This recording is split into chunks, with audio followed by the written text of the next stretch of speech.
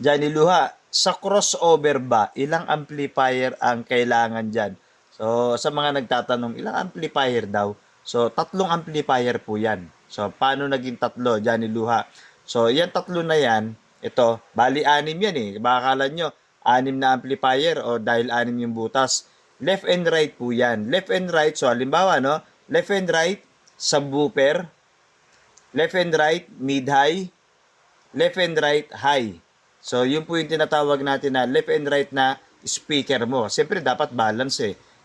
Kailangan may nakalagay sa kaliwang speaker mo, may nakalagay sa kanan na speaker mo. So, ang kailangan natin ay tatlong amplifier. O, halimbawa, tatlong amplifier, isa sa bass, or sa bass, or sa low, or sa subwoofer ninyo, isa sa mid-high, at isa sa high.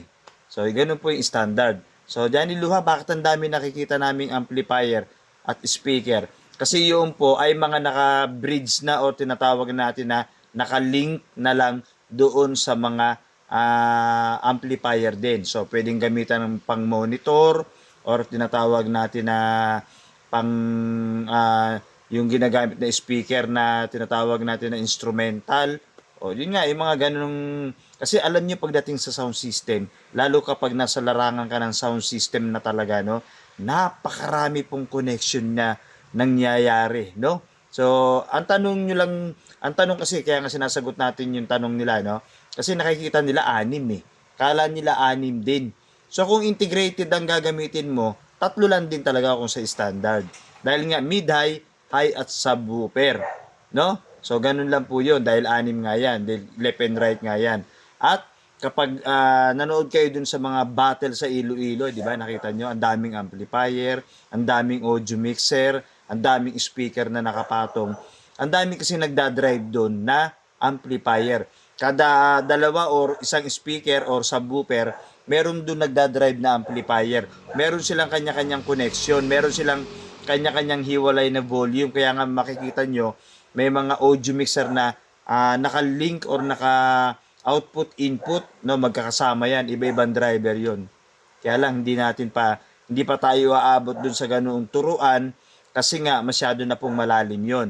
So, ang tinatarget muna natin ngayon turuan, yung mga simple at basic na bibili pa lang ng amplifier, nag-uumpisa pa lang kayo, no?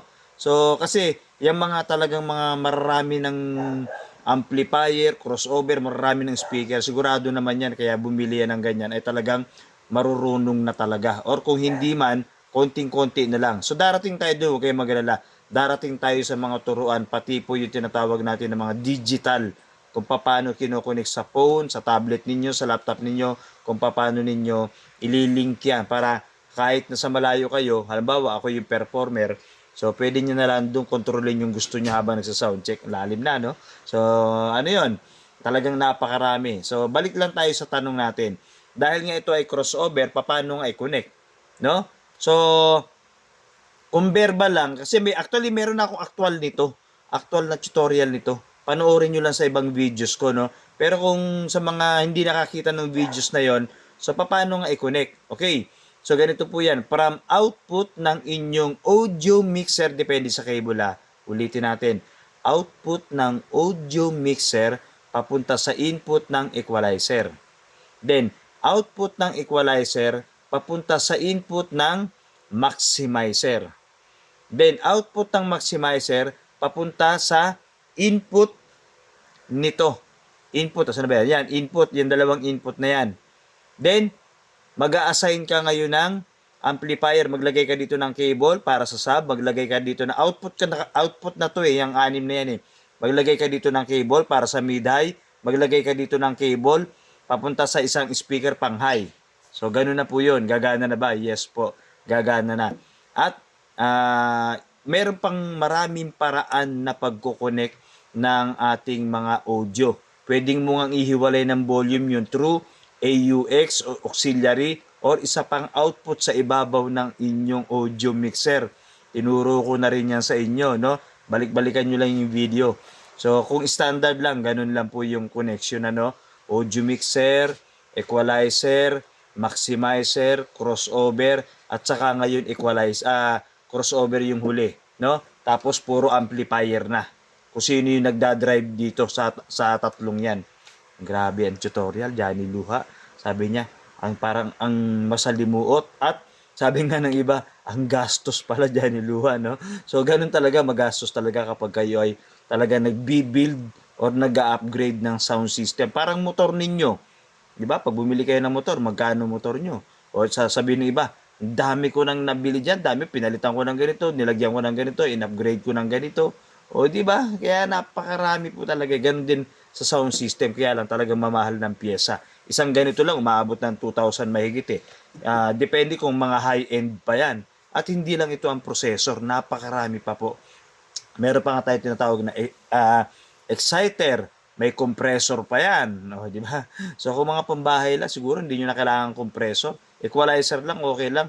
Kaya lang naman may mga compressor o yung tinatawag natin ng mga iba pang module o iba pang gamit, no, pang enhance, no. Dahil nga siyempre, kapag yung mga talagang pangmalaki ang event, mga fiesta, live band, no, mga jamboree sa probinsya malalaki, no. So, ganun, malawak lang talaga ang mga connection. Kaya nga binibigyan ko kayo ng iba pang tutorial kung paano i-connect. Hindi lang po isang connection lang.